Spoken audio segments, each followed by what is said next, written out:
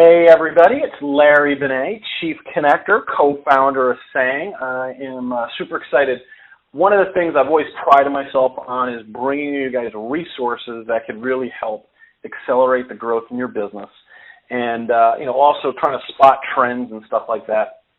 I'm going to be launching my podcast soon on the CBS radio podcast network, and someone that I'm using personally to assist me in getting the podcast done, up on iTunes, and transcriptions and all sorts of different things is Seth Green. And I wanted Seth to kind of talk a little bit about not only the value of podcasting, but more importantly, the ability to outsource different tasks around the podcast so you as a thought leader or as an entrepreneur can really get your message out to in a bigger way. And also, Seth's got a really simple strategy, but very powerful actually, on kind of like a backdoor way of not only building your list, but getting to other influencers in the markets that you care about, or maybe identifying who your perfect strategic partners are through podcasting. So, Seth, welcome, and let's kind of just jump right into it and share some value for everybody.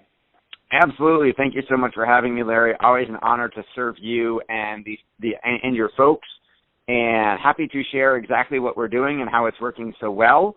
I am just a quick little bit of background on me for your members who don't know who I am.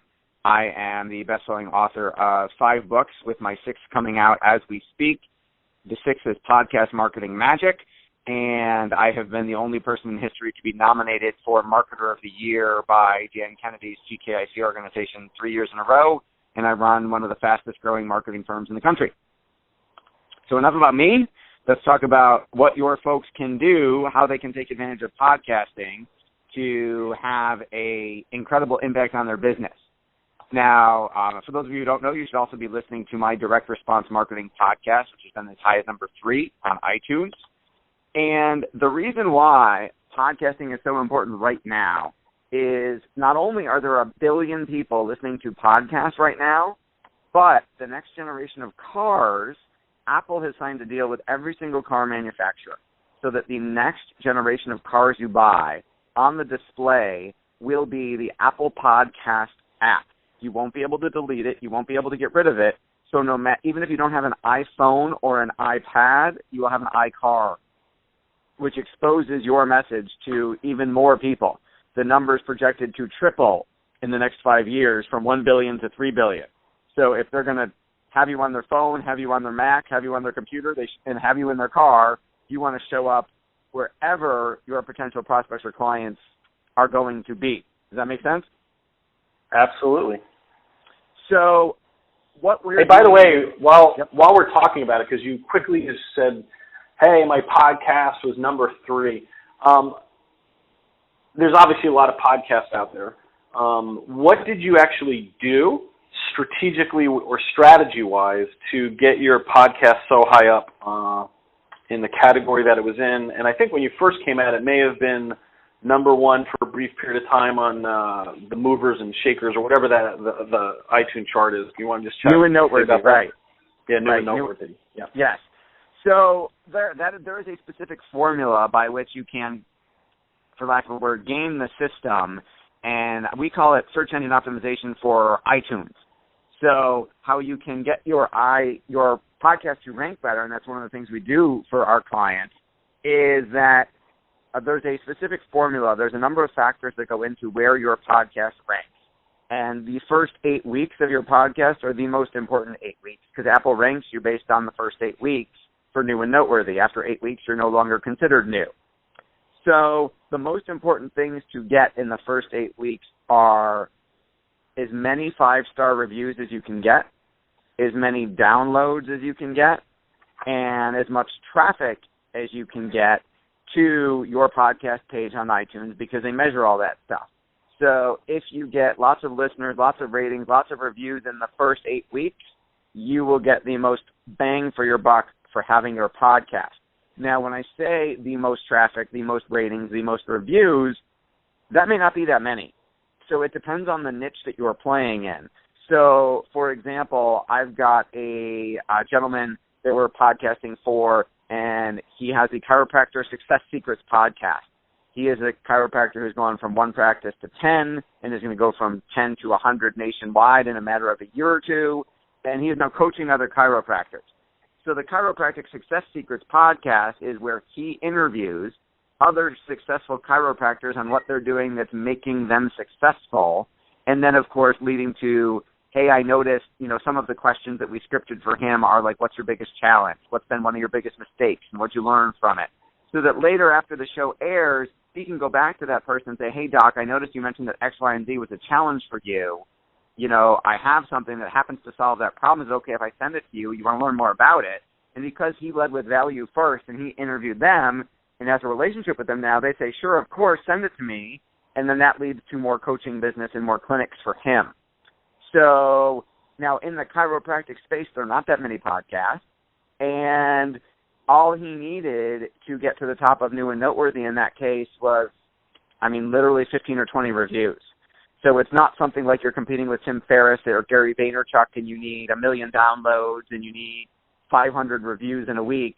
Depending on the niche you're in, all it may take is 10, 20, 30, 100 reviews, which is relatively easy to get over 8 weeks, and you show up at the top of iTunes new and noteworthy.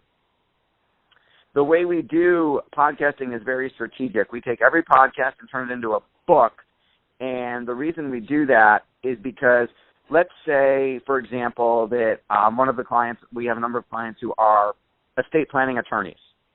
Now, their ideal referral sources are financial advisors, CPAs, nursing homes, the people who deal with older, affluent folks who need to plan their estates. Now, if my attorney walked into a financial advisor's office and said, here's 100 of my business cards, I want you to hand them out, even though you don't know me, the financial advisor is going to throw them out of the office. However, if my attorney interviews the financial advisor and says, hey, I'd like to put you on my show, and I'm also going to be writing a book about this, I'd like to put you in my book too, the financial advisor jumps at the chance to get the exposure, is happy to do the interview, and then when the interview comes out on iTunes, we send the financial advisor, hey, here's the link to your interview on iTunes. We send it, from the attorney, but we write it for them. Here's how to share it on Facebook. Here's how to share it on Twitter. Here's how to post it on LinkedIn. Here's copy to send out on an email. So we literally give the attorney everything he needs to send to the advisor to get the advisor to go tell all of his clients that he was on this podcast. And then when we take every episode of the podcast and transcribe it until we have enough for a book and publish a book on estate planning, then we mail the financial advisor a copy of the book with a sales letter that basically says, hey, you're in a book.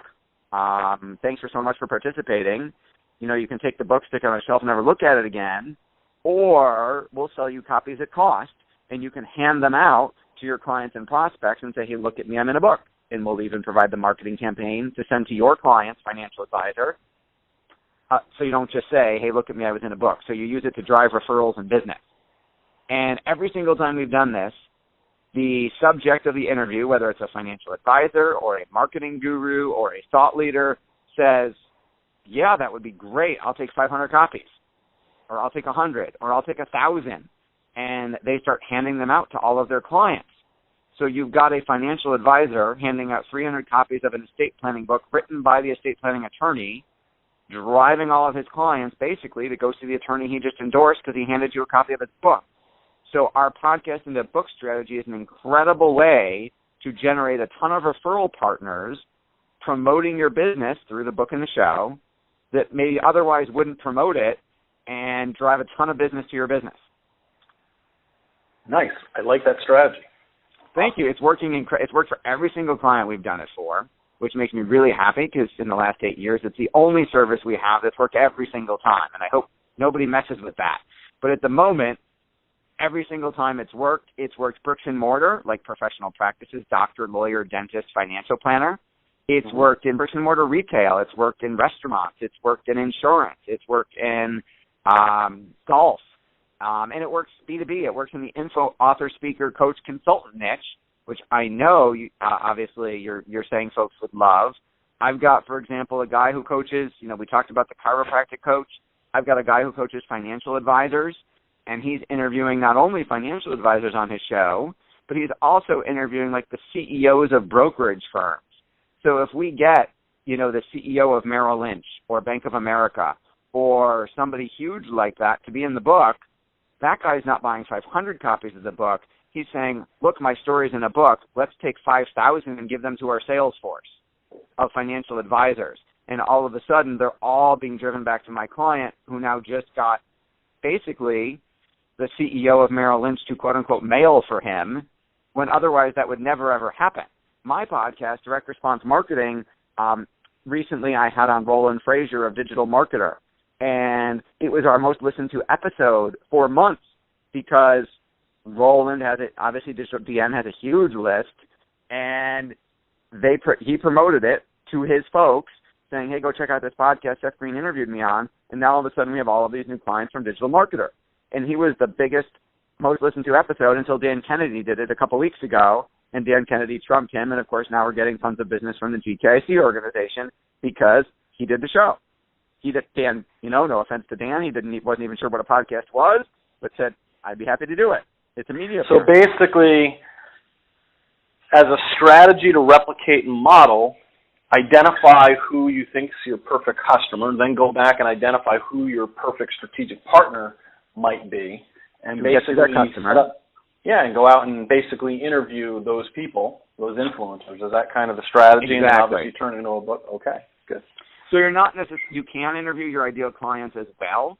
And I'll give you an example of someone who's doing that successfully. But you also want to think of the ideal is, if I could pick 20 people to promote my business, whatever business I'm in, that would have a huge impact on that. If I'm a local pediatric dentist, if I got 20 pediatricians in the area handing out my book to every mom who walks in the door, that's going to double my patient base in a year.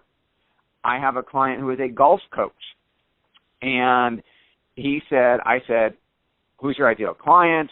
And he had previously had the mindset of, well, I teach for $75 an hour, and I want people local in my hometown, and I want business owners. And I said, you got to think way bigger than that. If you could wave a magic wand and get anybody to pay you any amount of money for golf, because he's the #1 amateur golf coach in the country. He's the coach for the junior team, and he actually beat Tiger Woods when they were, in their teenage years playing in a tournament together, back when Tiger was a teenage phenom. So I said, you've got to think way bigger. So we came up with the Last Golf Lesson Ever program, which is for Fortune 500 CEOs who golf.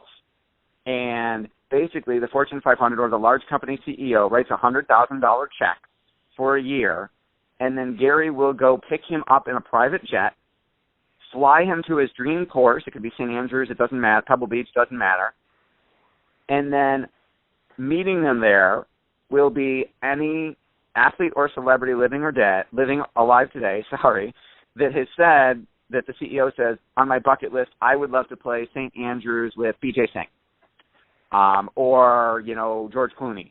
And out of that $100,000, we pay George Clooney's appearance fee or BJ Singh's appearance fee. We fly him over on the private jet. Gary gives them a golf lesson for 2 or 3 days at St. Andrews.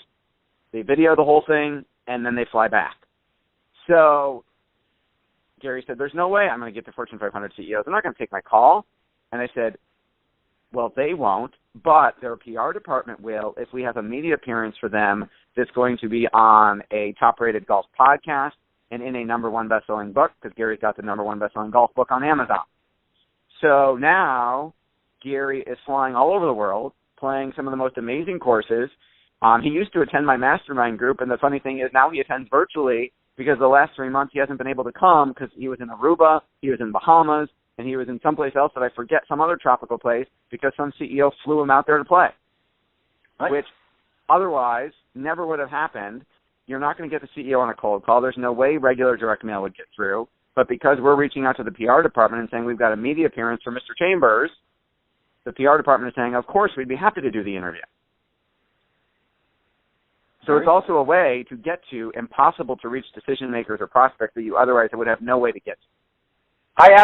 We'll talk offline. I actually have a connection to who used to be the #1 CEO in the world for his golf score, and that's Scott McNeely. So that would be a good interview. Yeah, that would be phenomenal for Gary. Gary's, again, the #1 amateur coach in the country, and his claim to fame is that his program guarantees to eliminate, either your slice or your hook and reduce your handicap by like 33% in one shot. So it's an incredible, I've taken it.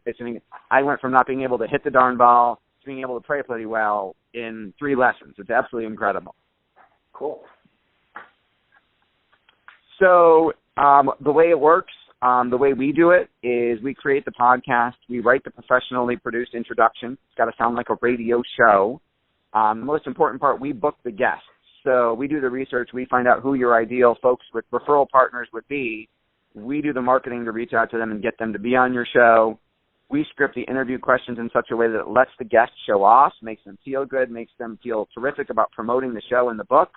But there are a couple of questions in there that I alluded to earlier that elicit some pain points that allow you to follow up later to potentially do business with them. We do the editing of the audio. We upload it to iTunes. We market it. Then we transcribe and edit every interview. We do the graphic design, the layout, and the publishing of the book.